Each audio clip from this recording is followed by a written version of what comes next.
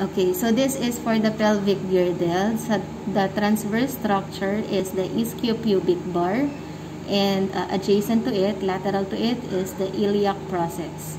Okay, and then we also have here the metapterygium. Okay, and dorsal to the metapterygium is the proterygium.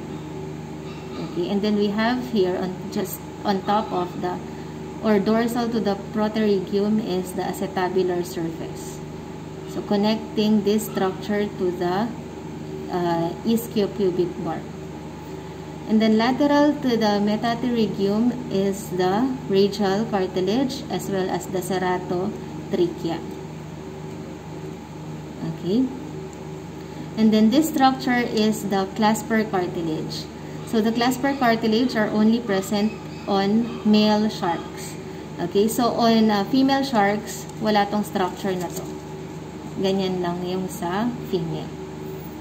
Okay, so the clasper cartilage supports for the clasper of the male sharks. Okay, and then just again, for the caudal fins, they also have the ceratotrachea now as support for the caudal fins. Okay, so that's all for the structures of the skeletal system of the sharks, and thank you.